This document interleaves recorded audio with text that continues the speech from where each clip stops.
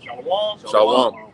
Brothers here from Great Millstone, Atlanta. We want to start out by giving all praise, honor, and glory unto Yahweh, Ba'ashem, Yahweh Shai, Ba'ashem, Rakakwadash. Double honor to the apostles and elders, Great Millstone. Shalom on time to occupy out there pushing the word, sincerity, and the truth. Yes, Wednesday? Thursday. On Thursday, kept prophesying the word of Yahweh, Ba'ashem, Yahweh Shai. We're going to get straight into these prophecies. End time prophecies, and we're living in the end times. There's no more, I'll say for lack of a better term, better thing but to get into, but these prophecies, man. Get into these worldwide events, seeing what's going on current news, watching what this devil, the current POTUS, has coming down the pipeline, watching what your local mayors and governors, the type of, things that they have ramping up, watching what's going on a global scale. That's why you got to get into it. Apostle always went into this years ago, get into basically global economics, get into seeing what's going on in Africa, seeing what's going on in the Asiatic lands, the European lands, world news, all right? America, and when I say America, North, Central, and South, man. You can't just be in the house and just be like a bump on a log. You got to see what's going on in your city. Listening to the local news, see what's seeing what's popping up on a worldwide scale, because there's a lot of things that's going on pertaining to the prophecy of Yahweh Ba'ashem Yahweh Shai. The Lord's word is going out, man, and you're seeing things taking place in the physical, man. All right, you got that in Revelation 19? Revelation 19:10, it says, "And I fell at his feet to worship him. And he said unto me, see thou..." John fell at the feet of the angel, and he said he fell at the feet to worship him. And he said unto me, see thou do it not. See thou do it not. I am thy fellow servant. I am thy fellow servant. Basically, on the spirit thing, he's saying we're working together in this thing. All right? And of thy brethren that have the testimony of Yahweh Shai. And of thy brethren that have the testimony of Yahweh Shai. All right, keep going. It says, worship the Most High. Worship the Most High. For the testimony of Yahweh Shai is the spirit of prophecy. Right, so the testimony of Yahweh Shai is the spirit of prophecy. So where is the testimony of Yahweh Shai written? Now you have Yahweh Shai that's written his first, quote unquote appearance, in the as Yahweh Shai was in the book of Matthew, Mark, Luke, John, but he comes in the volume of the book that's written in Psalms 40 and 7. Can you get that, Baba Shai? So when you get into the testimony of Yahweh Shai and really get into the spirit of prophecy, you got to go all throughout the course of the book. Right. Getting into Matthew the 24th chapter, Luke the 21st chapter, Jeremiah the 50th chapter, or the Isaiah where it speaks about Babylon, Isaiah the 50th chapter, Isaiah the 51st chapter, 2nd Ezra the 15th chapter, 2nd Ezra the 6th chapter, 2nd Ezra the 8th chapter, the whole 2nd Ezra, really. You get into all those breakdowns, certain prophecies in Ezekiel, dealing with the nature, Ezekiel the 37th chapter, dealing with the Valley of Dry Bones, the 38th chapter, dealing with Gog and Magog. You got to get into those prophecies, man. And then see what's going on a worldwide scale. Because what, Biden just linked up, if I'm not mistaken, he just linked up with the Russian president, Vladimir Putin. So they're having their talks, and you already seen this controversy. That's already written up in the prophecy, of these different nations having wars and rumors of wars, man. All right, skirmishes, having a social divide is written in Matthew the 12th chapter, the 25th verse, that Satan's house divided against himself shall not stand. All right, so knowing these prophecies and watching you know exactly what time it is. We're in the time of it. You got that? Psalm 40 and 7. Then said I, lo, I come in the volume of the book, and it's written of me. Right, so a volume is the measurement. So Yahweh Shai, or who is this, the Psalm of David? Psalm of David. But it's pertaining to Yahweh Shai. Because if I'm not mistaken, there's Luke 24 and 44, which speaks about the laws, the prophets concerning me. If I'm not mistaken, it might be Luke 24 and 44. So even though David wrote that, that's really going into the spirit of Yahweh Shai. Yahweh Shai the volume of the book is pertaining unto him. Is not it? Okay. It speaks about the laws. So brother can look it up also. That'll be something. That's it. Yeah. Luke 24:44. And he said unto them, these are the words which I spake unto you while I was yet with you. And that's in the blood letters. That's Yahweh Shah speaking himself. You go. While I was yet with you, that all things must be fulfilled. That all things must be fulfilled. What has to be fulfilled? The prophecy. All right? And that's why Apostle Hari did a lesson earlier today. We're prognosticators, man. Right. Look at prognosticator about the shot. Because we prognosticate this information unto the people. I got it. All right? Oh, you got it? Okay. That's the spirit. All right. This is prognosticator. It says, a person foretells or foresees, a person foretells or prophesies a future event. Right. So you have left-hand side prognosticators written, for example, in the book of Isaiah, the 47th chapter, where you would have witches and warlocks, and they would need a medium. They would need some type of item to channel their spirits and get certain reactions from the spirit world and understand what's to happen in the future. You know, whether they would get a crystal ball, or whether they would use a Ouija board, or whether they, certain talismans and things of that nature. You know, that's how they would tap into the so-called future. They would tap into certain events. All right. But what do we tap into on the right-hand side? We tap into the words of Yahweh Shem Yahweh Shah, the direct link.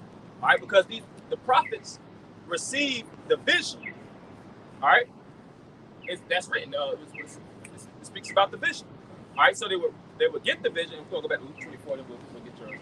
They would get the vision, and they would subscribe it or inscribe it within the book. All right, for men of latter times, which the prophets being subject unto the prophets now, to read, understand, and bring it right back out. All right, so just like Apostle always speaks about, really our understanding to a certain level, I'll just say this, complements the ancient prophets, because they didn't fully have the full understanding back then of the prophecies that they were looking into.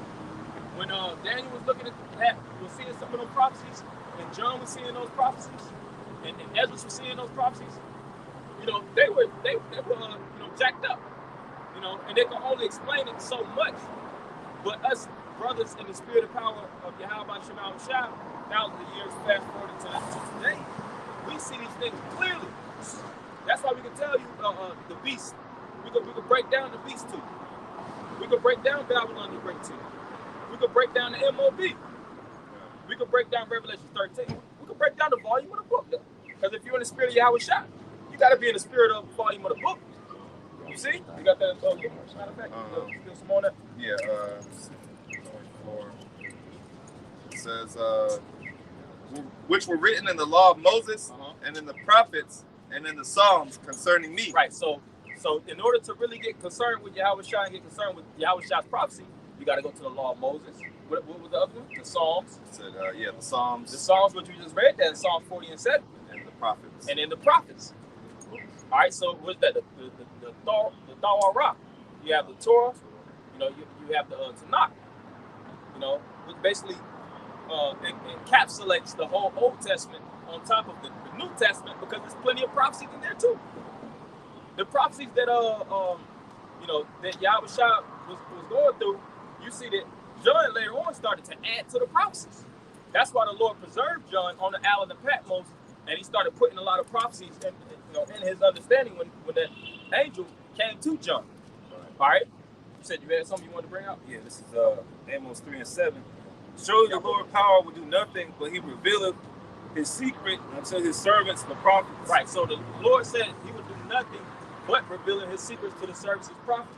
The Lord values prophecy above all, so to speak, man. He's bound by his word. His word is prophecy.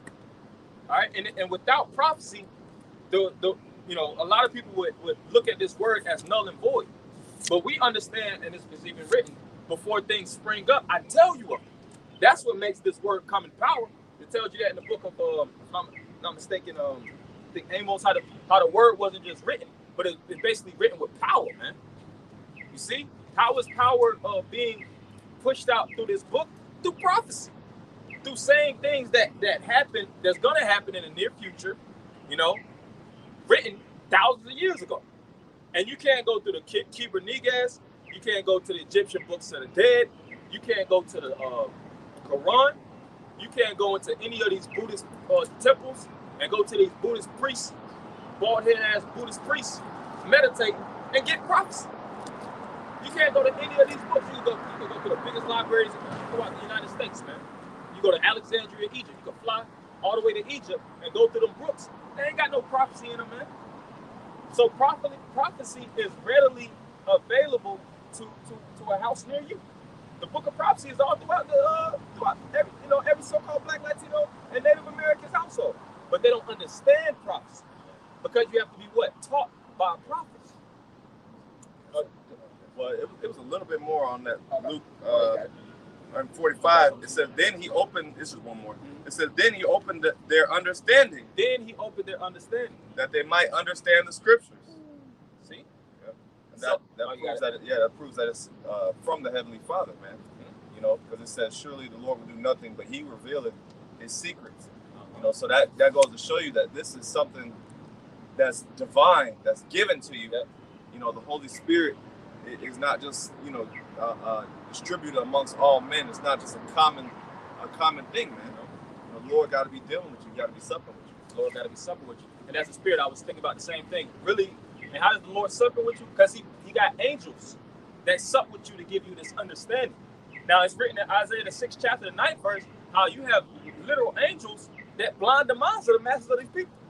So the Lord is either, you know, on your side to keep you blinded or revealed. That's why he said that being revealed, the Lord will do nothing save basically revealing his secrets to the servant of the prophet. The word reveal reads back in the veil. All right, that's the cover. The lies, the deception, the trickery, the witchcraft. Esau did a number on the minds of us, man. But through the spirit and power of Yahweh Shema Shah, really exercising a miracle, he let us understand this word. And majority of these people can't get it. You know, your grandma can't get it. You know, some brothers, you know, it's I'll say a rare phenomenon where your grandparents might, you know, come to the understanding.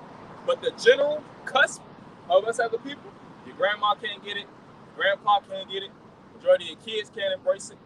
You know, that's why we know that we really carrying this prophecy on our back, man.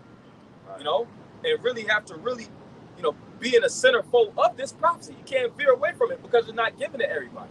This is a gift directly from Yahweh Shem Yahushua through the Holy Spirit, supping with us through that comforter, man. Even the name. Even the name. You know, and like the scriptures say, and the rest were blinded. For you it is given to know the understandings of the mysteries of the kingdom of heaven. And it says, and the rest were blinded. You know, so that's exclusive. The Lord is only really dealing with you. I remember the apostle said that a while ago. You know, is you know, this ain't for your like you said, your family members to get. It's not for your auntie, your uncle, and everybody to get. Your mom, you know, because they ain't gonna understand it. You know, they might hear it. They might overhear you watching videos and be like, what the hell is he into? Yeah. You know, that's right. It's not for them to understand, and that's why we deal with our, you know, when you're dealing with family members, you know, or your woman or kids, we dilute the prophecies to a certain level, man. You know, like, hey, just believe that the Lord is coming back. Yeah, when the world called Jesus Christ his real name, Yahweh, he's going to return and deliver our people because we suffer. But we know it's so much more in these prophecies. Like, women going to get badged. A lot of these Edomites are going into slavery, hardcore slavery. You know, we get into the ugly of things. And a lot of people don't have the stomach to, because in Revelation, the 10th chapter, the Lord told John to digest this prophecy, man. Let it be in your mouth. A lot of people don't have the stomach to retain these prophecies, man. Oh, well, Isaiah 30 says, speak unto us smooth things. You know, so they said, prophesy not unto us right things, because like you said, the right things that we're telling you, the truth is that Jacob's trouble is coming. Bad, evil times that the world has never seen before. Unprecedented times are coming. And that's the ugly truth. But you know, what you want to hear is comfort. You want to hear, you know, that I can come back and say, you want to hear that Or stimulus money is coming. Yeah. You know? And they hypnotize off that Jesus juice, man. You got some. Yeah, come on. This is 2 Corinthians 4 and 3. But if our gospel be hid, it is hid to them that are lost. Verse 4. On whom the God of this world hath blinded the minds of them which believe not, lest the light of the glorious gospel of Yahushua, who is the image of the Most High, should shine unto them. Yeah, and that's why it's a major attack on truth right now, man. You know, we can't even use the word market, the whole word. Why? Because we see the prophecies and we're forewarning the people that it's going to be a massive chicken, that your enemy, Esau, being the so-called white man, is going to come down with great wrath. All right? When you warn people about prophecies that's going to come to pass, in turn, you start to prepare. It's written in Sirach, the 30th chapter, the 3rd verse, he that teacheth his son grieveth the enemy. The enemy doesn't want you in these prophecies, man. He doesn't want you to know that he's going to come down with great wrath.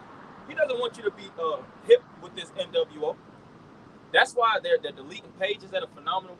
It's crazy, you know, how many YouTube pages are constantly being deleted. You know, we have our personal chats, and I know, of course, many other brothers do. And it's always subscribe to this brother. His last page got deleted. It's like every other day thing at this point, man. You know, brothers always getting their pages clipped, and we don't even go into the so-called darkness of this world. You know, to the fullness. A lot, you know, we go into it in the truth sense, but you got people really doing it on YouTube. How to make lean, cooking crack, you know, all kind of drugs. Hell, you should cancel these fucking black women twerking. You know, that's demonic, man. That's worse than, you know, we just teaching the word. We just preaching the truth. How it is. You have a fucking group of women laying all on top of each other, kissing each other in the mouth for children to watch, man. Oh, well, I did a lesson. I did a lesson on this. There was a 4-year-old fucking twerking in Times Square. You know, but yet, you know, that's okay. You know, you can leave that up. You know, and you know, people are praising it. Oh, on the video they said this is an example of confidence. You know, I want to have this level of confidence because a little 4-year-old white girl, 4 or 5-year-old white girl was twerking. You know, that's America for you. America for you. But when we cover the news of what's going on, and we give our 2 cents, you know, which a lot of people act like it doesn't matter, they cancel us. They strike your video out. You know, they make you go to I remember, I don't know if they still do it on YouTube, but they make you go to the little school and shit. You know, actually like a strike school, you have to sit down and you got to actually watch the video, then you got to answer the questions right. You know, they make you actually, you know, they treat you like you in fucking what's that in school when you Attention. They put you in YouTube detention, man, just for preaching truth. What is it written in the book of Galatians? He said, I have therefore become your enemy because I tell you the truth. The truth hurts. A lot of people do not like the truth. They would rather live a life of bliss and lies, man. That's why you had that song, I forget who sung it. Tell me lies, tell me lies, tell me sweet little lies. People love the sweet little lies of this life. That's the cares of this world, man. You know? Well, you got it. Yeah. This is Ecclesiasticus, or the book of Sirach 39:1. It says, but he that giveth his mind to prophecy, to the law of the Most High. Yeah, you got to give your mind to it. My mind has to be into it. Just like when you give something away, you can't ask for it back. You can't partially give it away. I'm gonna keep a little bit of my mind in it. Like you gotta be fully submerged. That's the word. When you submerge yourself in those living waters, you can't just have it. You can't have it from the neck up or waist deep. You got to be fully in it, and the prophecies get deep. You know, so you got to get deep into those prophecies, man. And like I said, as well as springing up, because it's always about watching as well as studying. You know, you can't just be always into prophecy. Nah, you got to take a breather, watch what's going on, have a mental gauge, see what time you in. Because the scriptures say what? Measure the time. You can only measure the time by comparing what's going on in the book to comparing on in real life. Sometimes sitting back watching a movie, you know, seeing how certain things, talking about the informative movie, of course, seeing how certain things develop, then it gives you an inclination, like, I know how this thing is going to go down, man. I know, this devil only has so many options on how he's going to really pull the plug, man. And basically, it gives us a heads up to have to drop on this devil, man. Yeah. You see? And that's the importance of prophecy. Yeah, it gives us the ability to figure out the maze. Like you watch that movie Maze Runner, basically, Babylon is like it's literally it's a maze, man. It's designed to really trap you up. Like everywhere you turn, it's folly and confusion, and it'll destroy you. But we have figured out a way to that's why the scriptures say, "You shall know the truth shall make you free." Right? We figured out a way through the spirit and power of Yahweh Shem Shai, basically to liberate us. We found our Savior. That's it. We found our deliverer, which is Yahweh Shai, which that's what his name means. Right. So this is likened unto like a glitch. Mm-hmm. This is the glitch of the matrix. So we're part of the glitch. We're an anomaly to the system. That's why it tells you in the book of Romans, the 12th chapter, to be not conformed.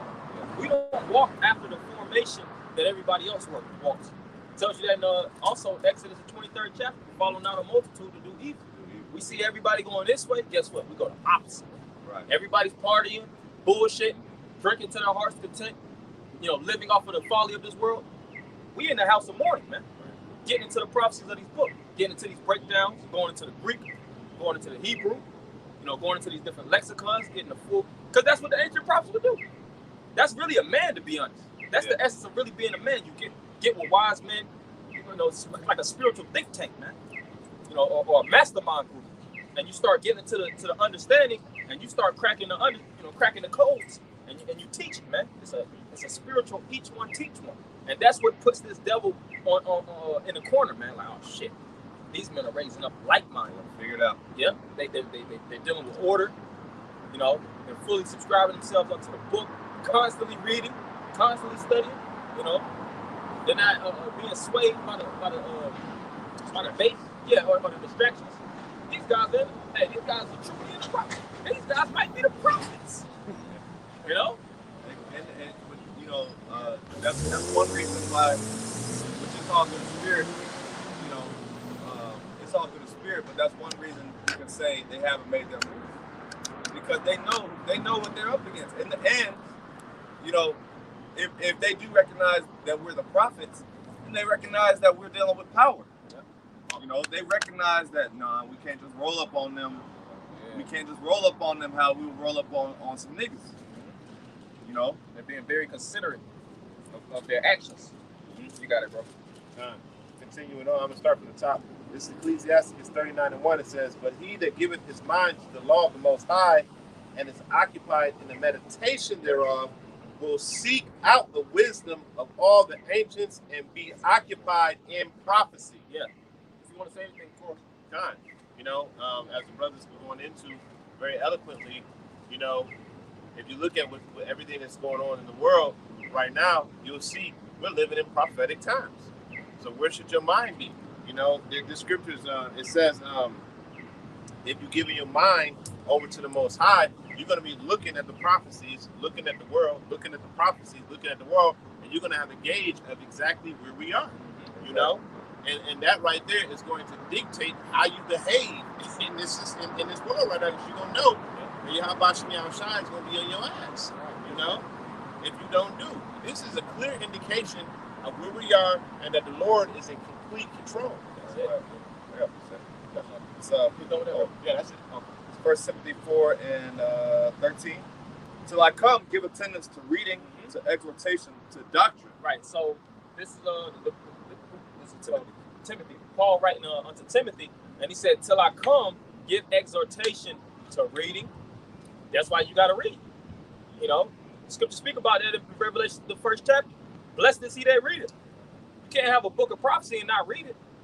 And this thing ain't just taking things from face value. The apostles do their lessons, they do their transits, their impromptus, and things of that nature. But you don't just take it and don't go into the book yourself. That's a parrot. Apostle Gabar did a lesson years ago about the different degrees of spiritual men, and the bottom ones was a parrot and a monkey, man. You have that saying, monkey see, monkey do. And a parrot just is good at mocking. It doesn't have an intellect. It doesn't have the intellect to retain what you're saying and actually commune with you, you know, in the same, you know, having a proper exchange. A parrot ain't gonna have a proper exchange with you, man. They're designed to just repeat, and you don't want to be a parrot. You want to go up the spiritual ladder. It speaks about Apostle Bar. You know, he was going to the highest form, which is really a dragon, or a serpent, and an owl. Those are the top animals. Those are apex, man. Cunning. Very cunning. The owl has that 360-degree vision. They can see at night. They have very, very keen senses, man. Same thing with the snake. Scriptures speak about that in the book of Matthew. To be wise as a serpent, harmless as a dove. You know, snakes know how to move, man.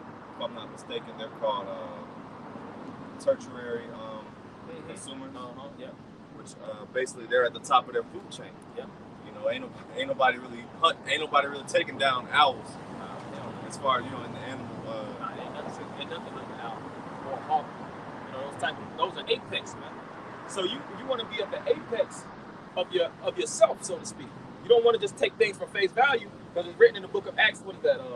With the church of Berea, they would hear the words that Paul and the disciples and the prophets would speak, and they would go back to the bunker, so to speak, and investigate. And there ain't no telling how long those men were studying to those words. They deliberate, make sure, you know, everything is accurate. Going to you know, make sure that everything is everything, because they were serious about those prophecies, and that's why they were known as more noble. The word noble means to basically have the inclination to really figure out what to know. Yeah. You got that? Yeah, I keep going. It says, yeah, because everything ain't about just cussing the white man out, man. That's the easiest thing to do. We could get on the streets and, hey, you fucking devils, man. Look, man. if I can make a point dealing with the owl and the serpent being at the top, you know, us that's in the spirit, we're at the top of the chain as far as knowledge and understanding goes. You know, that's why, you know, one thing that I've noticed amongst brothers, and one thing that I know that proves that this is the truth, is that when have brothers ever been taken down in a debate? When have brothers ever lost a debate, or you know, damn, well, that person came up and confounded the brothers? Nah, that's never happened, man. Not a great millstone. At least I haven't seen. You know, just to add, because that's part of the prophecy. It's written in the prophecy. If the brother could, I'll give you a tongue. That's it. Yeah. The Lord gave us. The Lord told us that in the prophecy, and that has been proven. And the crazy thing about it is, I haven't seen IUIC. Well, you know what? ISUPK, they get chunked a lot from Sinetta, man. Right. Yeah. You know, they get cut. You know, Sakari, he got cut by Polite. A lot of those guys really do be trying to challenge certain individuals, and they be so off with the doctrine. It ain't talking about them. I was trying to give them a pass, like, you know what? Even in the spirit, they don't get. This really talking about us, man. Starting out with the apostles on down. Never lost a so-called spiritual exchange. Never been in a corner where it's scratching their head and don't have any type of a true rebuttal, for lack of a better term. Right. You know, because at the end of the day, we're not a so-called debate club. Apostle Bar made a video. We ain't on a debate club, but we know this word, man. When you try to challenge us with this wisdom, knowledge, and understanding, you're gonna get hit over the head with these prophecies. And that's what we do when a scoffer comes. We just flush him out with the scriptures, man. He got his point, you know, whether he's in Catholicism, you know, or he's just in Babylon, you know, he's just a Babylonian. We just drown him out with the prophecy. Like we just bomb him with the scriptures. And what happened? They you can tell they get overwhelmed. They either gonna try to outshout us, you know, or they're gonna try to get carnal. Because when you can't deal on an intellectual field, the next thing your mind goes into you can't fight. Yeah. Now you want to fight.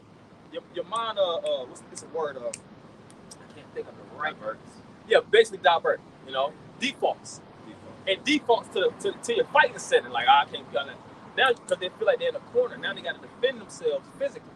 But it's like, we ain't touching you. We just hitting you over the head with prophecies. Resort to slander, or call the cops, add hominin attacks. That's why the scriptures say the scripture is a two-edged sword, dividing asunder the soul and spirit. Yeah, because they're actually getting cut spiritually to the point, but they don't know how to fight spiritually. They don't know how to defend themselves on a spiritual level. So they have to go to what? Carnal means. Carnal route. Yep. Got that in Luke.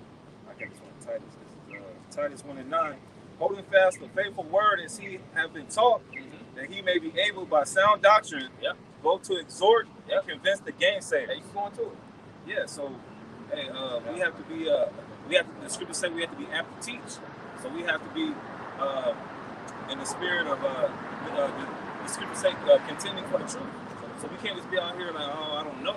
We have to search these things, man. Like the brothers are going into. We can't be a parrot and then just watch the videos and just regurgitate what the apostles say. Yep.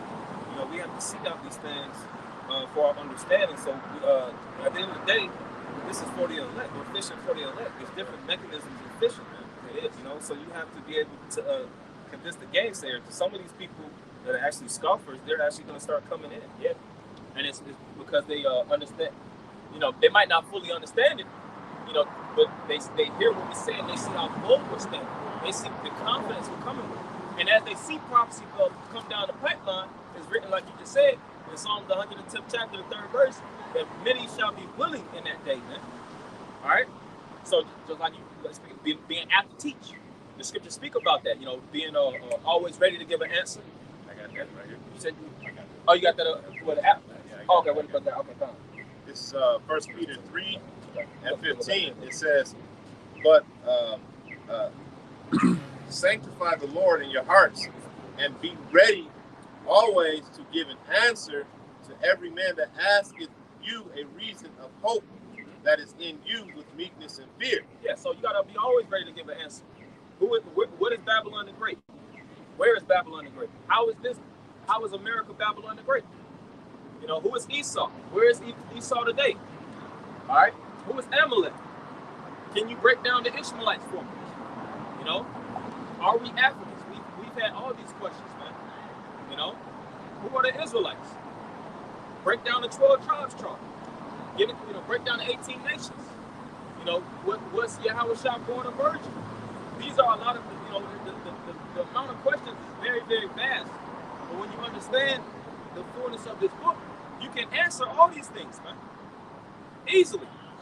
It shouldn't be a scratch in the head, you know. When I gotta go back to study on how we are Israelites. What?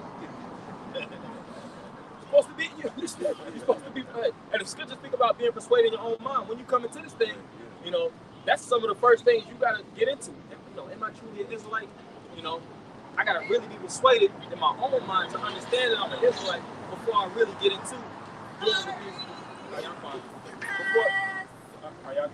Before really getting into really your true heritage, you gotta really study. You gotta really know, like, you know what? I studied it. I know about Judah, man. I see the prophecy going into Genesis, the 49th chapter, Deuteronomy, the 33rd chapter. You know, the prophecy in Deuteronomy, the 28th chapter, Lamentations. I'm an Israelite, man. And there ain't no telling it. That's why when certain people come and they try to challenge us, they bow down to it. They succumb to the wisdom, you know, because this is the word. This is a brick wall, man. It's likened unto a brazen wall. You got yeah, just a little bit more. Okay, a little bit more. Yeah, see, you know, as far as like you said, people that challenge us, they could not agree all day, but what they can't say is we don't know what we're talking about. So, you know, God, this is verse 16. It says, having a good conscience, that whereas they speak evil of you as evildoers, Right. they may be ashamed and falsely accuse your good conversation in Yahushua HaMashiach. Right. So this represents the good conversation of Yahushua Mashiach. Us getting together, fellowshipping, going through the word, and people gonna speak evil of it. That's fine. It's written. It's written in the prophecy. You don't get when you come into the truth, you get, you know, in your younger years, like myself when I first came in, you get a little agitated with family members. People ain't getting it, man. You know, you try to go around because what you're dealing with the honey. It speaks about when you first come into this truth, it becomes sweet. It's very, very sweet to the taste, and you get a very excited. You know, you want to preach it onto you know, family, friends, anybody that's a close companion, and then you start to see the rejection rate you get. You're like, God damn. You know, these people don't react to the word like I thought of it. Like I found out the mysteries. Like people love mysteries, you know. You would think that they want to hear the mystery of the book that everybody so loves and embraces. You want to share it. You know, you want to share it. But then you start going through those bitter phases, man. You know, then you start to realize, well, it's written. You got to respect the prophecy. You know, sometimes you know when you're in your younger years, you're a little emotional. Yeah. You know, your emotions be tweaked up. But then you start to, you know, you dial down. You're like, you know what? It's not for them to get. This is like we just said originally. This is a gift the Lord gave to me, you know, through the Spirit, and I appreciate it. And showing my appreciation, I'm gonna go and search, you know, through these street corners, through the Spirit of power, via the internet, however, you know, through the Urim and the Thummim, or the unicorn, so to speak, to find like-minded men that understand this, you know. And we've seen this thing develop. The apostles, they, you know, done this thing years without producing fruit, you know. It was like, damn, you know. But they kept going, and you had the boom, man. You had a major boom where men started to come up. Now it, you know, damn near it's a household thing. Everybody, you know, mom, woman, children. You know, a lot of people know they're Israelites. A lot of these rappers starting to say that they Israelites, and singers, musicians. Being an Israelite is a household thing now, man. But that came from starting off with our apostles and elders pushing his word. Whether it was a low amount of fruit or whether it was a high amount of fruit, they stayed and remained in the prophecy. So we got to be in that same mindset. Stay and remain in this thing, man. Whether this devil comes down trying to push us away from this book, push us away from the understanding, whether your family try to sell you out, you got to stay in the nucleus. This is the nucleus. Right. And when you win it, nothing can pull you out your square. They can try to seduce you to leave it, but Esau can't take this prophecy away from us, man. No. Yep, you got a little bit more? That was it. That was it? Okay. This is 14. Neglect not the gift that is in thee. You just said that. It's a gift. And it says, which and a gift neglected is worthless. It doesn't have a worth to it. If you have an object that can change the world, and you hide it under your bed, that's even in the prophecy. You know, the man that had a talent, and you hide it, what's the use of it? Yeah. That's useless. When you look at people like that are super talented, like Jakes that's super talented. You got a lot of Jakes that's like that were like that. Like high school, you know, they were number one draft, number one prospects, and you know they basically have immense amount of talent, but then they wasted smoking weed or you know they get influenced by the wrong crowd, and next thing you know, they've completely neglected their gift. Yeah. You know, and that's like you said, that's a waste of a person. It's like, damn, you know, here it is, the Lord gave you all these talents basically for nothing. Yeah. For you to just, you know what I'm saying, just sit on your fucking couch, man. Yeah, being a fucking armchair, you know, Negro. And you got a lot of Jakes that's like that, man. They just neglect the prophecy. They'll hear the prophecy, they'll understand it, you know, to a certain level, but they don't act on it. And then they wonder why the Lord stopped dealing with them. They wonder why their zeal, you know, starts to diminish because they're not trained in talent. Right. This is a network, man. You know, just like when, you know, you have a network body of men.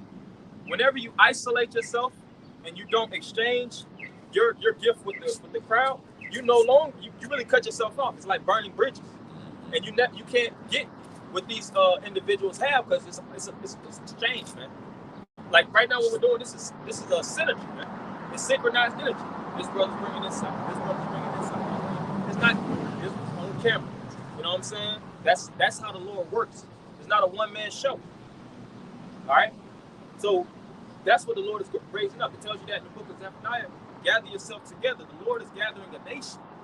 This isn't a thing where you just be on the background, like I'm just waiting. You know, when things pop out, I'm gonna let these men handle it. You know, it seems like they got the spirit. It seems like they got the mindset that, you know, they got the discipline to be out on Saturday. I can't carry the wheel. Yeah, I let me carry the customer. When things go down, they definitely gonna sit around, you know, doing my thing. It don't work like that, man. It starts now.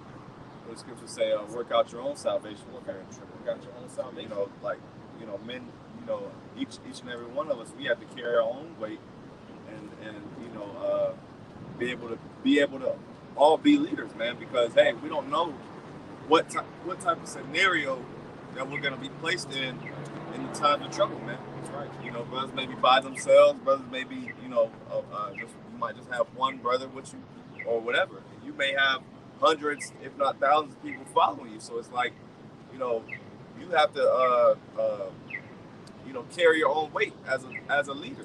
Right. You know, because we're together now, and it's like the brother's saying, it's easy to just, you know, when you have a body of men, it's easy. Like when you look at a boat, right? When you look at a rowboat or whatever, you have multiple people rowing.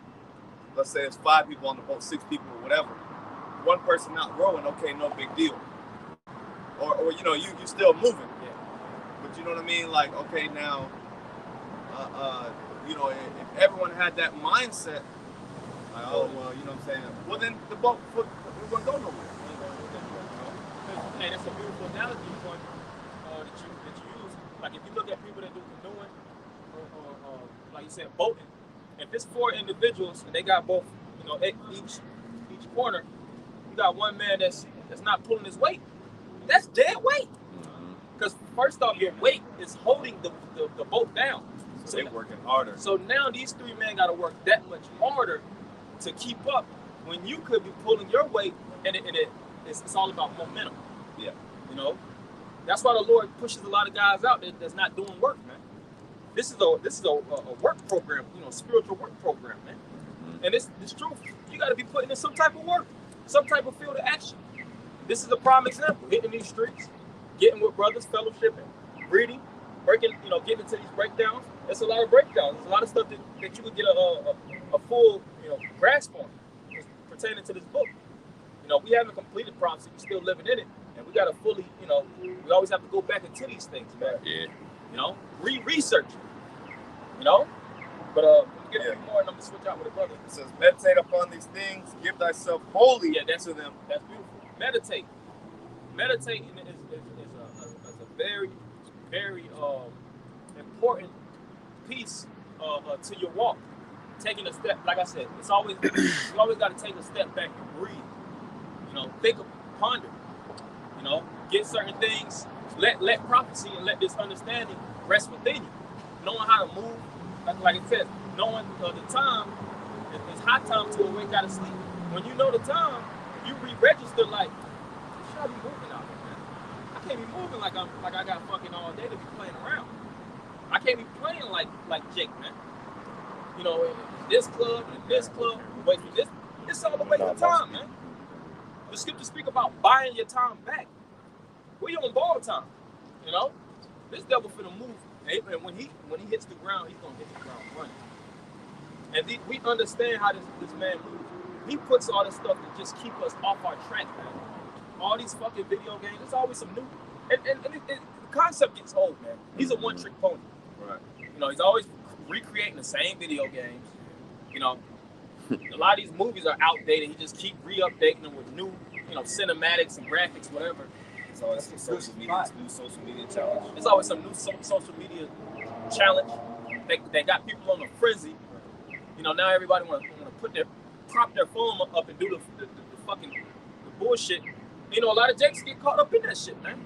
That's why the Bishop Hill was saying you gotta sometimes detox from that shit, man. Because it don't amount to nothing. And you find yourself scrolling, or you scrolling 30, 45 minutes, and you put your phone down, your battery don't went dead. You're like, what the hell did I just look at? You just looked at a whole bunch of nothing. And you saw like, yeah, got it. And then one day, and then the next thing a week, you know, put 9-10 hours into nothing, man. Yeah. You know, that's why you gotta keep your head out of this. You gotta keep your head in the game, man. That's for myself. You know, all of us. We gotta keep my head into these problems. You got that. It says that profiting may appear to all. Yeah. So when you get into the prophecy, the scene, like, man, this brother, he gets to the book. You know what I mean?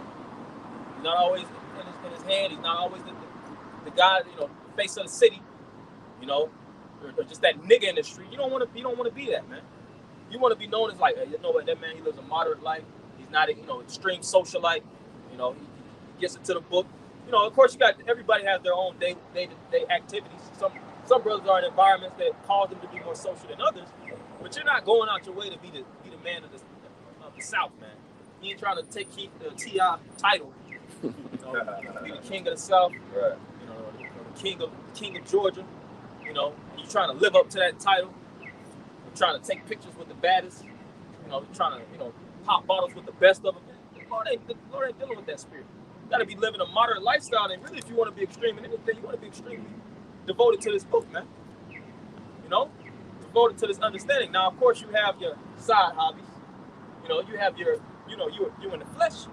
You know, you might have your rib, you might have your two or whatnot. You got women, children. You got, you know, your hobbies and stuff. You might draw, you might paint, you might play basketball in your downtime. That's fine. You know, but when it comes to really this fucking high-powered vacuum of this world, you know, that's trying to suck you away through the lust of your flesh, you gotta chop that off, man. You gotta watch that, man. Because the more that you tap into this world, the more that it taps into you. Mm-hmm. And then you find yourself losing yourself. That's why you gotta deal with, and like Apostle Arn said, you know, knowing how to dance with this devil and not dance with the snake and not get bit, man.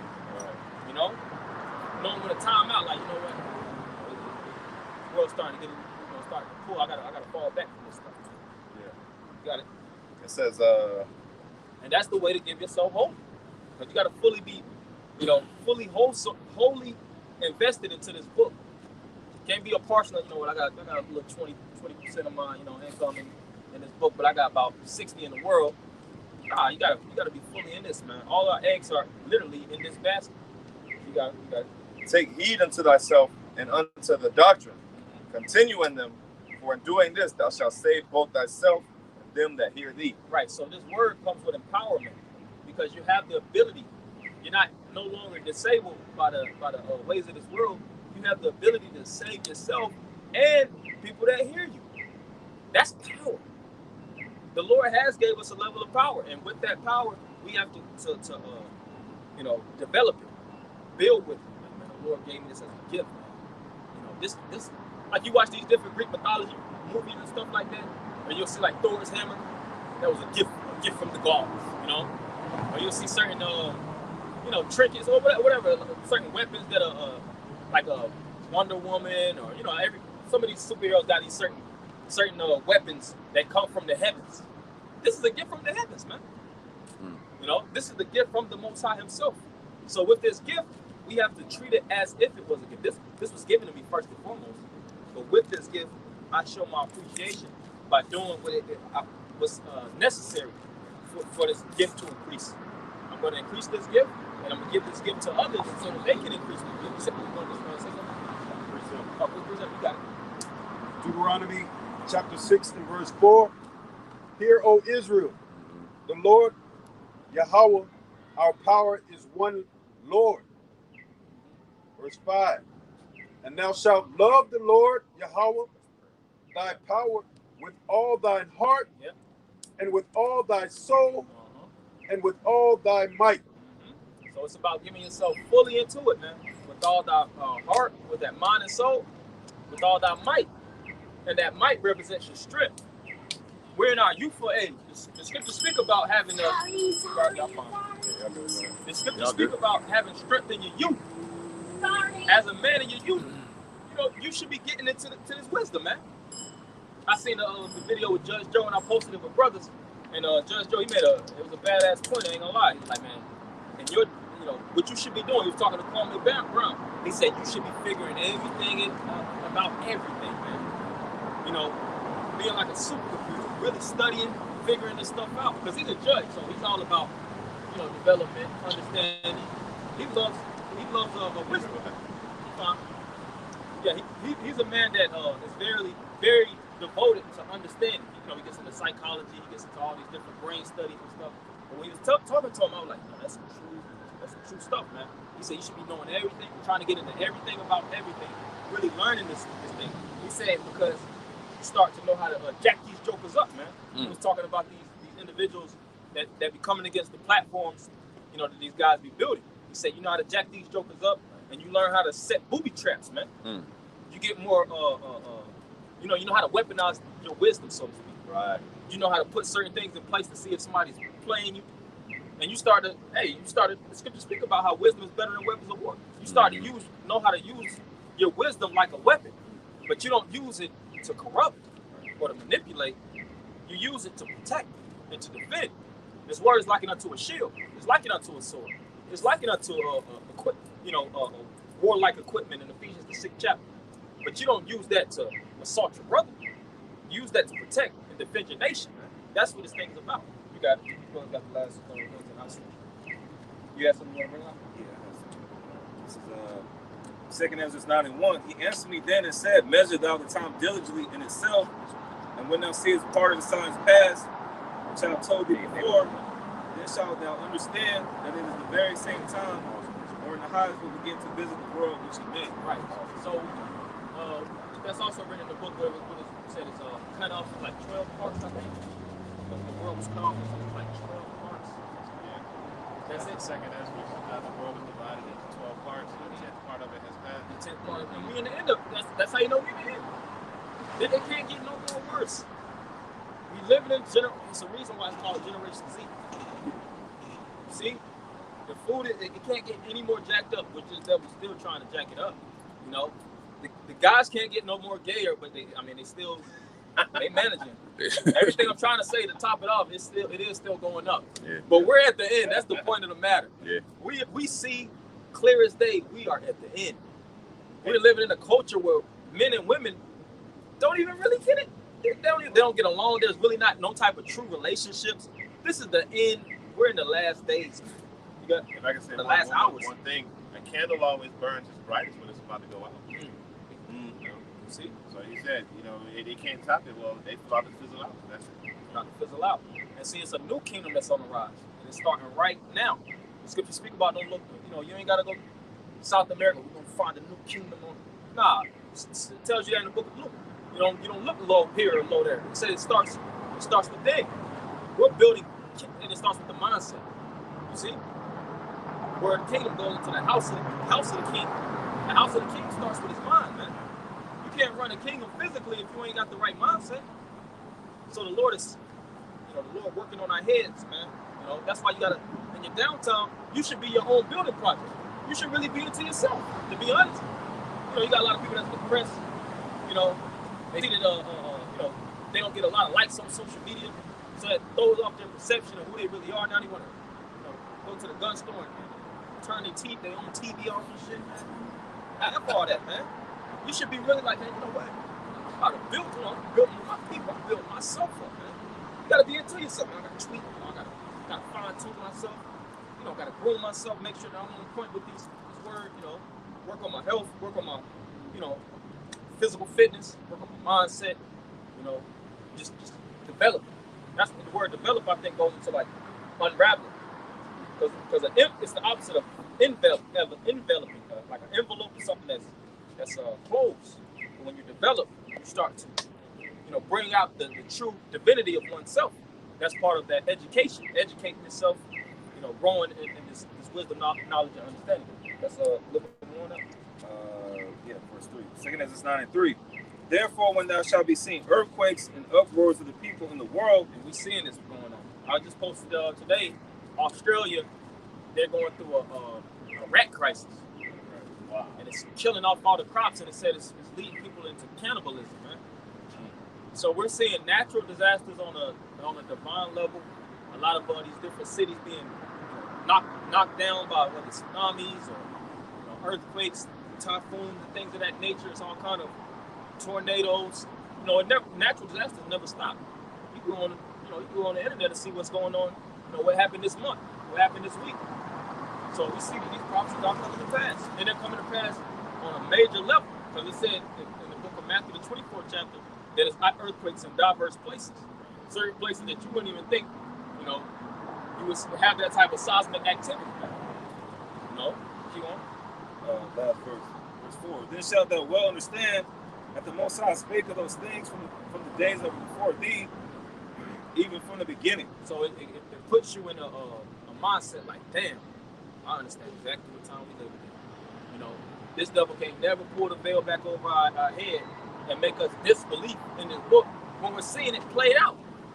It's like literally, this book is like a cassette tape, man. This book is like a cassette tape, and and we see it playing out literally. And we just looking around, we like, damn, set a prophecy. That's the beauty of prophecy. The more prophecies you get into it, you start to see it actually taking place on a physical plane, man. You see why your woman, why the black woman is so bugged out. You see why these niggas so bugged out. You see why Esau moved. You understand that the scripture says that the reasonings of men. You understand why this world is so jacked up. You start to understand. The scripture says you will understand all things. You start to understand everything, man. We're gonna get that last one, and I'm gonna switch with the brother. You was done with that? Yeah. I don't know. Oh, you was done with that? You had how much you still there? Yeah. Okay. Well, I'm gonna switch with the brother.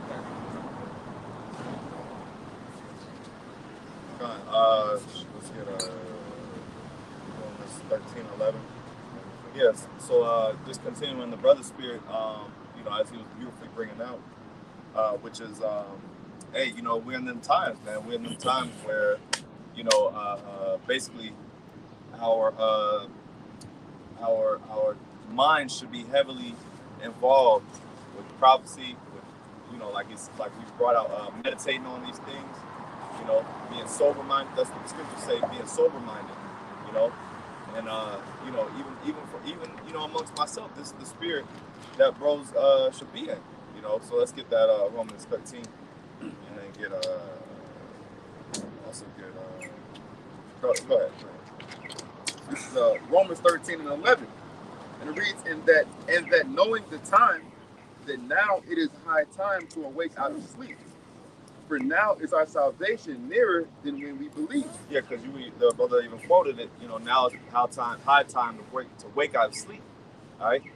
So we know that a flood is getting ready to come. We know that a lot of people, the Lord's going to start working on a lot more people's minds. Once the famine of the word, once he takes away the understanding, takes away the videos off of YouTube. All right. Once another pandemic or another catastrophe or shortages come of some sort, once all these things happen, that's going to cause a lot more people to question and wake up. So that's what it means by what did you say again? High time to wake out of sleep. Go ahead. This is Romans 13:11. It says, "And that knowing the time, that now it is high time to awake out of sleep." Yeah, we saw that. We saw a glimpse of that during quarantine time. A lot of jakes were getting more into herbs and getting more into, exposing the C19. All right, a lot more people were getting into, just information. A lot of alternative information than what Esau was putting out there. And we saw a glimpse of that. But guess what? All those people, majority of those people that had got into that information, they got rocked back to sleep. As soon as Esau put back the NBA on television, as soon as he started to open back up and ease up on restrictions as far as masks, going out, and all these different mandates, and now you got this place back open, bars back open.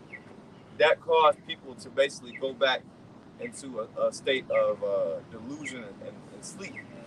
All right, but guess what? Once something happens again, you're gonna have that happen even more on a more rapid and wide scale. Go ahead.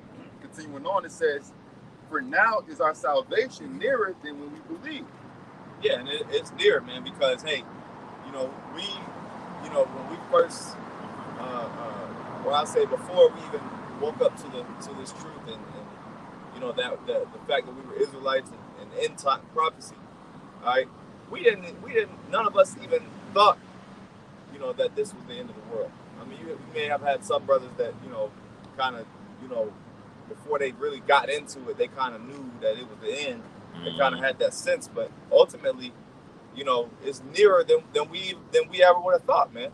Because hey, this summer it could go down. It could go down this summer. It could go down within this year, 2021, which is the year of hastening of the Lord, hastening of the coming of our Lord. All right, Yahweh Bashem Yahushai.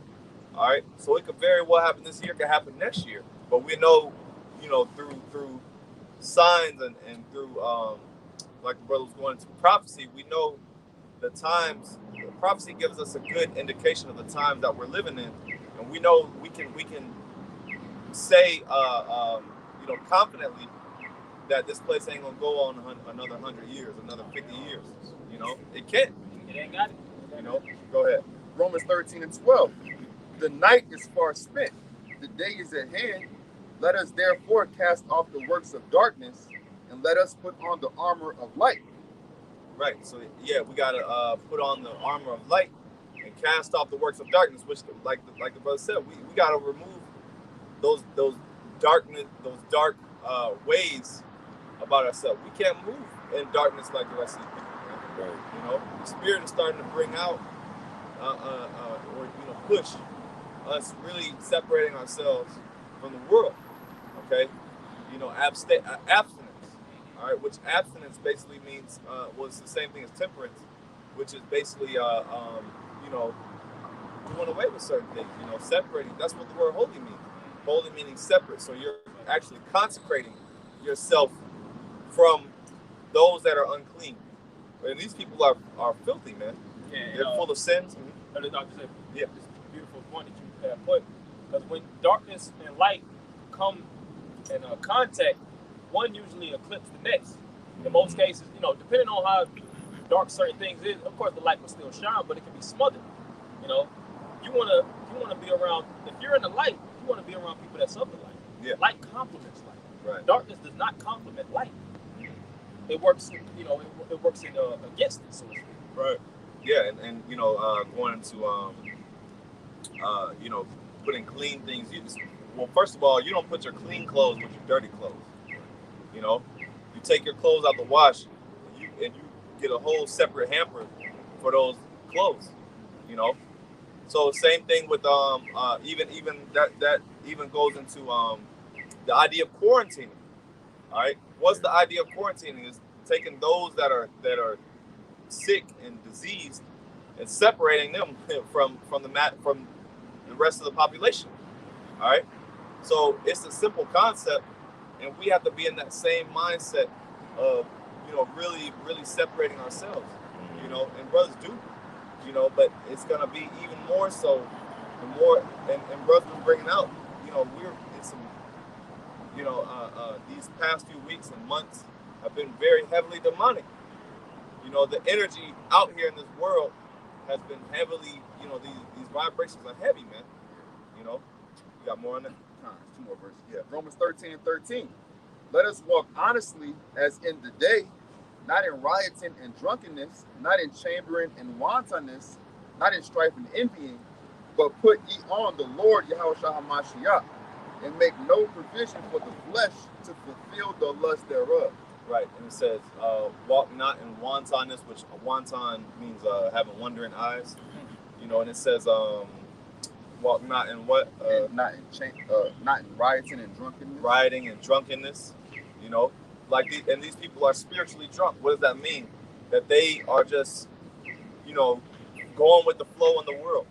They don't have a hold over their spirit. They don't have that discipline, like the brother said, to be able to control their spirit and to get into the prophecies of the Lord. Okay, they don't have that mindset. Okay, to really focus in on the times that we're living in. Yeah, they deal with the pressures of the world. Mm-hmm. They deal with the pressures of their job. They deal with the pressures of their family. They deal with the pressures of their family. Their parents and things of that nature. Right. They deal with the pressures of their peers. So they don't have, it really sucks to tell you that. Brother Nathaniel was reading Surah 39 with the prophecy. The 38th chapter goes into how certain people can't even get into the book because they're too occupied with the bullshit of this world, man. Yeah. Always building something that they ain't benefit from. Yeah, I gotta build this, I gotta paint that, I gotta, it's always something that they gotta do in the world. Yeah. We'll get this, go ahead. This is 2 Timothy 2:4. It says, no man that warreth entangling himself with the affairs of this life. Yeah, no man that warreth entangleth himself in the affairs of this life. And like the brother brought out, affairs of this life such as, birthdays, holidays, because it's always something new. It's always a cycle of bullshit, man. All these holidays, all right, so and so we're gonna do this year. You got all these different traditions and all these different cares of this world, man. Concerts and it's always, when you're in the world, there's always something to do. There's never a shortage of entertainment. People always got all right, well, I'm looking forward to this date. I got this going on. I got that. But guess what? That's all your own personal bullshit, man, that you occupy yourself with. But we occupying the prophecy, which is not of ourselves. This is the Lord's program. That's why it's a sacrifice, because you're actually putting your personal wants and your own personal. Because I ain't gonna lie, we've been wanting to, of course, if we weren't in this captivity and we weren't in these conditions, well, that's why I want the kingdom so bad. We wanted to just kick it, We just want to relax, do certain things, just ease our mind and just relax. But guess what? Like you said, this is a work-based thing, man. So we're not in the time. That's why Micah 2:10 it says, "Behold, this is not your rest." Yeah, you get it. Yeah, go ahead and get it. This is Micah chapter 2 and verse 10. It says, "Arise ye and depart, for this is not your rest, because it is polluted. It shall destroy you, even with a sword destruction." Yeah, and it shall destroy you.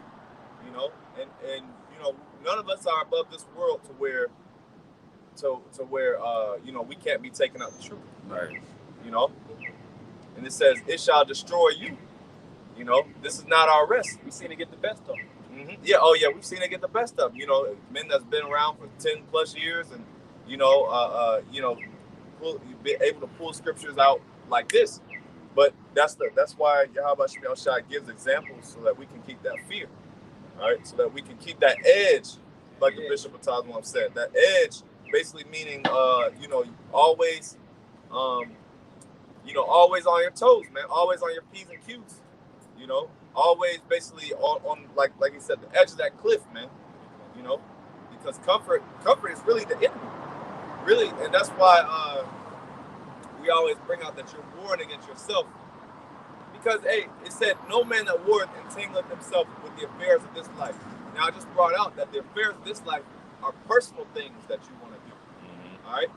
Personal goals and aspirations and all these different things. Those are affairs. The affairs of this life are not just, things other people. No, that's what you want to do. So that's why you can entangle yourself with your own bullshit. Keep going. Was there more on that?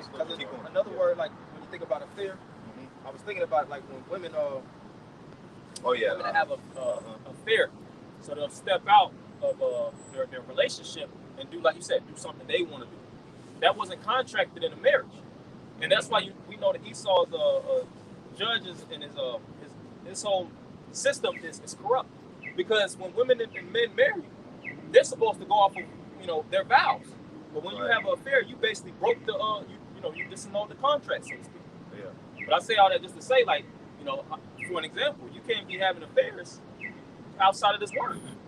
Now, like I said, you do certain things in your downtime, but tapping into other gods, tapping into certain things that ain't got nothing to do with the spirit, and always into that more than, but this is known as a woman, man. You went to the strange woman more than you went to the spiritual woman. It's gonna take you. Mm-hmm. Yeah, keep going. It says that he may please him who had chosen him to be a soldier. Yeah, that he may please him who had chosen him to be a soldier. All right, and really that's what it's all about, pleasing Yahweh Shai. We ain't gotta please this fucking world, man. Where's that gonna get you? All right, so let's say you please your job. Let's say all these different things in the world, carnal things that you do to please others. Where does that get you? All right, you please and kiss ass at your job. They ain't gonna, but then you don't work for them 10 plus years. They ain't give you no damn raise. They ain't gave you no type of extra benefits, and it amounts to nothing. They make you work more. If anything, they treat you worse. Yeah. The more seniority that you get or whatever. You about to say something? Yeah, I was gonna say, like, you get for being a good employee, you get treated worse. I know that firsthand. You get treated worse for being a good employee, coming to work on time, do what you're supposed to do. They act like, hey, this is what you're supposed to do. Yeah. But everybody else slacking off, coming in late. They looking at you like, what you do? Yeah. Yeah, so just further proving that when you try to please this world, it ain't people. You can't be a people pleaser, man. Nah, You know, you gotta do what benefits you, and what benefits you is seeking out your own salvation with fear and trembling. You know, benefit yourself by getting into, like we said, meditate wholly upon these things. You know, get into it. You know, and you know, be one of one mind. Okay, be goal driven, goal focused. Okay, you know, because like I said, we gotta please Yahweh Shem Shah. We wanna at the end of this course, and you know, we go in front of Yahweh Shem Shah. We want him to tell us, you've done well, you faithful servant, man. Yeah, because dealing with exactly what you said, pleasing the world, you know, it doesn't amount to nothing. Quick precept. Galatians 1:10. For do I now persuade men or the Most High? Or do I seek to please men?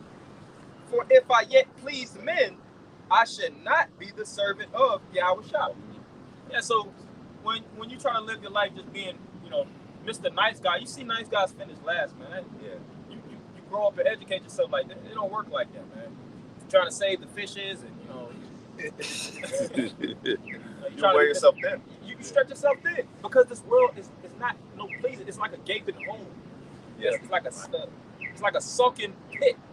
Whatever you throw into it, it's gonna just drop it. It's gonna bottom. It's gonna go straight to the bottom, man. It's hollow. Yeah. These people have a hollow mindset. There ain't no pleasing them. And when you deal with somebody like that, you run for the hills, man. Because there's no fulfillment in that. You gotta. This is the true fulfillment. Please, right. How about you, Shah? Because this is where fulfillment really lies. Like, man, you know what? I did what was right. Like when Paul said, I finished my course. Right. You know, I stayed in the truth. I stayed down. I suffered for the word's sake. He said, now is a crown laid up for you, man. We want that crown. This is the only thing that you can please, you know, that you can, you know, serve and really get true fulfillment or true pleasure out on the back end. So everything else, you ain't gonna get it. You ain't gonna get it because and the reason why is because anything that you build up here, let's say you do build up, you know, a level in the world, you build up this in the world, well, it's gonna get fucking burnt up. All these people reputation, all these Jakes in the world, celebrities and all they work hard to get all these reputation accolades, and you know, they went to school for 12 years, or you got people that, you know, they got all these #1 albums, and you know, they got Billboard, they got all these different you know, like you said, accolades, but it's gonna amount to nothing because what good is a damn like and you know what, that was a reality check to a lot of these sports players, because what good is the NBA if it ain't no damn sports being played? What good is your damn jump shot, you know, and all these different things when there's Esau done took all the rims off the court. You know, he done basically took your whole job away. Right. So here it is, you've spent your whole life, you've been playing in the gym, playing basketball, all these different things, you in the NBA, but now all of a sudden it's gone. So now what? You know, and that's the number one reason why you can't put all your eggs into one basket, which means you can't put all your energy into this world, because it can easily be stripped away. Everything is temporal. You know, that's why the scriptures say, lay up not for yourselves treasures on earth. Because treasures on earth can include accolades, can include different things, and you know, awards and all these different things. But you'll be sore disappointed, you know, once that's taken away. And it will be taken away. All right? It's guaranteed. I guarantee it. You got something? No. Okay, what did I call? Get that Romans 12 and 2. Okay. This is Romans chapter 12 and verse 2. And be not conformed to this world, but be ye transformed by the renewing of your mind, that ye may prove what is that good and acceptable and perfect will of the Most High. Yeah, which that word transform, okay, because you basically form, we all know what that means, but trans meaning basically change, okay? That's why you get the word, trans, you change gender, you change your gender. Now it says transform your mind. So transforming your mind basically goes into your behaviors, man. Your day to day, your how your thoughts, your habits, all these different things. But it says, be not conformed. What it say? This is Romans 12:2. And be not conformed to this world. Yeah, be not conformed to this world. And con means with. Yeah. So you can't be with the form of this world, because this world, we just read, this world will surely destroy you. So you don't want to be attached, because the scriptures also say, all them that are joined unto them shall be thrust through. So if you're joined unto this system, you're going to be very disappointed. Because like I said, you can spend all the time you want, trying to do this society. That's why us brothers here, it's beautiful for us when we get into certain things, because we're not going into it, like, oh, this is it. You know what I'm saying? I'm talking about, carnal things. Yeah. We're like, look, man, if this thing don't pan out, all right, to hell with it. I still got the truth. I'm going, if I lose all my money, whatever business venture or whatever I get into, whatever, man. Because look, at the end of the day, I got salvation waiting for me, man. It don't make you feel less of a man that you don't have the accomplishments of this quote unquote life. Right. Because we got the truth. That's what the Lord set us down here for. Even though we in hell, we in the valley of the shadow of death. This is the treasure chest, man. Yeah. Like, man, at the end of the day, I'm rich. Yeah. I got riches that the average man can't tap into. Right. And that's what we were talking about last night, about how really it's just best not to even give a damn about money, man. Because this place is a damn rat race, man. And like we were talking about the maze, that's what a rat race is. It's just a maze. It's designed to basically just keep you turn here, oh, it's a wall. Turn here, oh, there's another wall. And there's really no. Esau made it to where, unless you have the spirit of Yah. Matter of fact, Esau made it to where there is no, like when you look at a maze, there's not even a exit. It's just a box. It's just a damn. It's a box. You get dropped when you see the rat. You get dropped in, but the only way you can get out, you gotta get abducted. You gotta get abducted. We gotta go up, man. That's the only way there, because there is literally no way out. There's no way out. Yahweh Shemel Shai has to literally just take us and bring us, take the chariots and bring us out of here, man. It's a spiritual transformation. Man. It's like, so, while we understand we're rats in the maze also, but you can do certain things, like you'll see a hamster, even though he's in captivity, he still get on the hamster wheel, get his water in, So in the same sense, it's like, you're going to do certain things while in hell. You can't let this place depress you. Right. You have to be active. It's like the horse and the carrot, have certain things that you might have, like goals, certain things to just build your mindset, build your spirit. But like you just said, at the end of the day, knowing you can't get out of this. Knowing it don't matter how many women you sex, it don't matter how many cars you drive or driven or purchase, it don't matter how much money you get, all this shit amounts to nothing. Oh well, you put that clip of Mayweather in our group, and that was heavy because he was like, "Look, I done, did this, I done did that." He said, "Look, I'm focused on getting more wisdom." He said because he said I'm getting older now, so it's like now he's like, how can I add to myself? In so many words, that's basically what he's saying, like, wisdom. Here it is. This is Floyd Mayweather. He's the best boxer, arguably the best boxer in the sport. He lived life. He done been on private. He done did everything there is to do in this earth as far as a Jake. He's done. He's you name it. He's had it.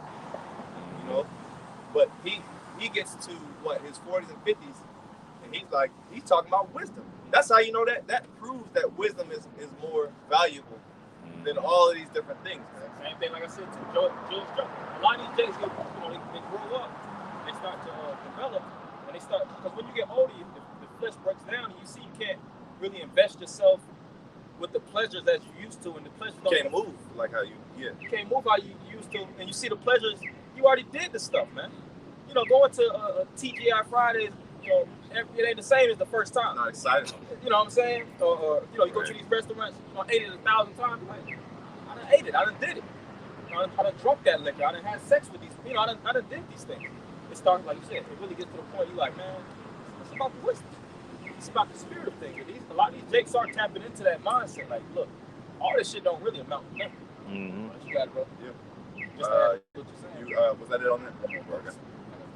Romans 12:3.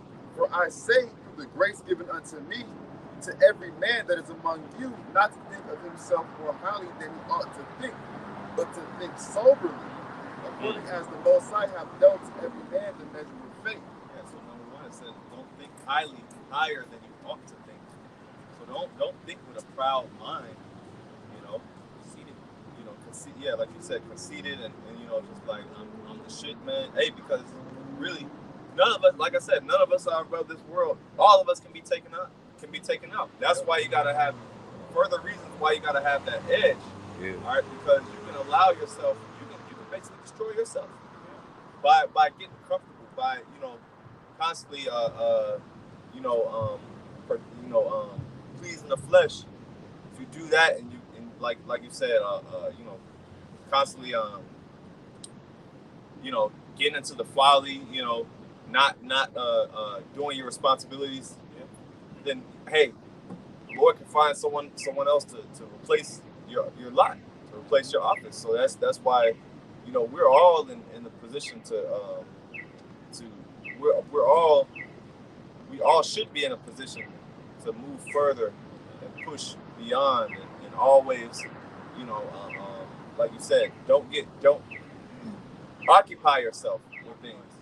Occupy, but don't let it destroy you. Keep going. But that was it, right? That was get that. This is First Corinthians. I want to say the last little point, because in this world, a lot of people got a lot of spirits on them, and they look for means to escape. That's why a lot of these jakes, they can't get sober, because those spirits be messing with their head. You got to acknowledge your demons, man. You got to know how to beat these spirits down with the spirit power of Yahweh Shemel Shah. That's like that's one of the heaviest levels of tapping into the so-called divinity of yourself. Knowing how to push things out, reasoning with yourself, not always living in the past, settling, seeing that you do have shortcomings, learning from your mistakes, repenting, and really, going on that straight and narrow. Like, what? I can move and operate with a clear, mindset. Yeah. A lot of these jakes can't do it. They can't be so for a day, for 2 days, because the demons hunt them, man. Yeah, you have to have the ability to tell yourself no. Yeah. Which can be very hard at times. Yeah. That's why Paul, he said basically the war of the mind. The flesh warred against the spirit. Mm-hmm. And how does that? Because your flesh is always tugging you to please the flesh. And it really is even a brain mechanism, because a lot of, when you deal with addiction, which I always like to bring this out, when you deal with addiction, your neurons are always, your body is always, your brain is always sending signals, okay, to please, because whatever good feeling you got, you release dopamine. Yeah. And how it works is that your body knows that, okay, damn, this felt good. So your brain is gonna is gonna send signals to get that same feeling back again, over again. And then next thing you know, you're addicted. The next thing you know, you're wired to keep defaulting back to that particular action. All right, but you got to cut off those neurons and form new patterns. That's how the brain works, and that's that warring. That's when you can overcome the mind. Okay, that war of the flesh and the spirit. Okay, overcoming, like you said, overcoming those demons. Those are just demons. Those habits, bad habits, are demons, man. Yeah. You got it. So, 1 Corinthians 7:31, and it says, "And they that use this world as not abusing it, for the fashion of this world passeth away." Yeah, those that use this world as not abusing it, like the brother was saying about you still have to be active in this world. We're not saying just completely remove yourself and go in monk mode. You know, just go shave your head and just meditate all day. Because you still have to work, you still have to interact, you still want to because you'll bug yourself out, man. Yeah. You know, you look at certain even Israelites that kind of first come in, you kind of think like, damn, this guy is a little bit weird. You know, because you can actually remove yourself too much from the world to where you turn into a space cadet. Yeah, you can be a little bugged out, anti-social. You know, you look at those jakes that lock themselves in the room, and they don't really have they don't really have that edge. You're like, yo, man, what are you doing in there, man? Yeah. Get out. And that's why parents were like that. Like, go be normal, man. Do what other kids do. And my mom used to tell me that. My mom, man, I used to watch videos all day. She'd be like, man, go out, man. You know. Parents trying to peep through the keyhole, like, yo, what you got? Building a fucking rocket ship. All kind of shit going on in there. Like a Dexter's Laboratory, man. You can't be like that all day, man. No, you can't. And like I said, I was trying to get this quote. You can be too introverted. An extreme introvert. Yeah. I'm trying to find it. It's in the Art of War where they're speaking about isolation.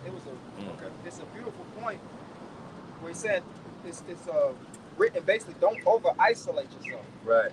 Because matter of fact, that's in the 48 law. Okay. Okay, real fast. You can go ahead. Yeah, we'll just read it again. Okay. We're gonna close up on something. I got it. Okay, you got it. Go ahead. It says the world is dangerous and enemies are everywhere. Everyone has to protect themselves. A fortress seems the safest, but isolation exposes you to more dangers than it protects you from. Right. And you know what? The dangers is that you're not sharpening your sword. You gotta deal with your day to day. You gotta be out in the world. You gotta deal with the elements. Like you look at think about, like you said, parenting, right? You don't help a child by sheltering them. Right. You want your child to interact in the world. You don't want them to just, of course you instill good morals and values into them, and you do keep them in the house for the most part, but you just can't completely shelter them. Them be the kids that be bugged out and be bad as hell, and they grow up and they go to college, and then they start getting doped up on a bunch of drugs because they didn't have any freedom. So now they get out there and they're like, they looking at the world like, whoa, you know what I'm saying? Perception of the world is thrown off. It's thrown off. And they were living off of a device, and they were living off of the perception of social media. Yeah, that can be very hazardous. It can be damaging. Very damaging. Yeah, because you're living in a virtual world. Reality. You're living in your own world, rather than the real world. That's why your teachers always said, when you get out into the real world, the real world, you gotta be in the real world. All right, you gotta deal with the elements, like you said. You gotta deal with this and deal with that, and you gotta get your heart broke. You gotta get flat tires. You gotta get beat up. You gotta get your ass beat. Huh? That's what hard is. Take L's, man. Yeah, that's what hard is. Yeah. And we ain't saying in the sense like, all right, I'm about to go run up on this 6'7" niggas here with my ass whooped. No, I'm just saying that the reality of, like, as an adolescent, you're not even really talking about the truth getting your ass whooped. Right. Just saying, that's the thing you gotta go through, like I said. Heartbreak. And sometimes get cheated on, man. Growing pains. Growing pains. Yeah. You gotta experience an ain't shit bitch firsthand, man. Right. Get you. I ain't saying get you for what. Hey, go find you a chick. Yeah. And if you ain't experienced that, feel it, man. Because like you said, it deals with the brain. Because your mind starts to wire accordingly. Right. Your spirit is designed to try to survive. So, man, I gotta overcome this, man. Well, you'll get defense mechanisms. Like, damn, you know what? I know. Like, the same way that addiction works with things that please you, your brain works in the opposite way, with things that hurt you. Things that's how children, babies learn not to do certain things. Like, damn, you know what? I did that and I hit my head. You gotta bump your head so that you know how to move. Okay, I'm not gonna do that no more. Last time I did it, this happened, so and so and so. So it's learning, and Yahweh Shem Yahshua gave us that spirit to we done bumped our heads so many times. Now we found the truth, and now we actually are on the right path. We're on the path now. When we encounter tribulations, it's all growth. Right. It's not just to no avail. It's all. So read that again. Okay. Last little point on this. Oh yeah. It says, but isolation exposes you to more dangers than it protects you from. It cuts you off from valuable information. It makes you conspicuous and indecent. Damn. Yeah. Hey, because you look at you got the term street smart. So people that are sheltered, they're not street smart. They don't know. That's why they always get scammed and swindled, because they don't know how to deal. You know, you're too protected. Okay, when you're too protected, you can't you don't learn survival. That's why the scriptures say be harmless as doves. I'm sorry. Harmless as wise as serpents, harmless as doves, man. Yeah. In order to be wise as a serpent, you gotta be out there, man. Like you said, learn is the mind, which is mistake. So when you go through your daily endeavors, and you go through your certain traumas and the travesties of the world, that's what really makes a man out of you. Right. What's a man without stripes? You ain't got no type of gashes on you. Like, what you doing, man? Yeah. Like, you always in a room? You always just been locked in and cubicle? That's not, like you said, that's not really, that can destroy you, man. You can self-destruct like that. Yeah. You got to be in certain areas, knowing how to move and maneuver, knowing how to, take the load. Base and abound. Sometimes a base and abound. Base and abound. You might be around certain nigga environments. Now, we avoid these things, but the spirit sometimes have you if you're doing Uber Eats or you're doing certain ride shares. You encounter a lot of niggas, man. But you got to know how to talk to these niggas, too. Oh, yeah. See? So you gotta pull out that slang sometimes. You gotta pull out that slang, know how to apologize when necessary, know how to move like a snake, like you said. Yep. Go ahead and read that again. 1 Corinthians 7:31, and it says, and they that use this world as not abusing it, for the fashions of this world passeth away. Yeah, so the fashion of this world fadeth away. So us knowing that actually gives us a one-up above this world. Because we look, man, to hell with this shit. I'm in and out, like the Matrix. They had to get in and out. They couldn't stay in that. They couldn't stay in that zone because they'll get destroyed. They knew that if they stayed, then the Sentinels or the agents, they knew that the agents would get them. And they were strong. The agents were strong as hell, man. Mm-hmm. Only one person could defeat. Because it was like demons. Yeah. It was, Neo. He was the only one that could penetrate them, make them bleed. We can't beat these demons up, man. We can rebuke them, get them off of us for a certain time. But like you said, we can't. Yeah, so we gotta be in and out. So, that was pretty much the point. Lord, really, you were edified. We're gonna end off by giving all praises to Yahweh Ba'Shem, Yahweh Ba'Shem, Kakadash. All right, double honors to the elders and apostles of the Great Millstone. And brothers, don't let this world, pull you down. Pull through your circumstances. We almost out of here. And abide b'ball. Shalom. Shalom. Shalom.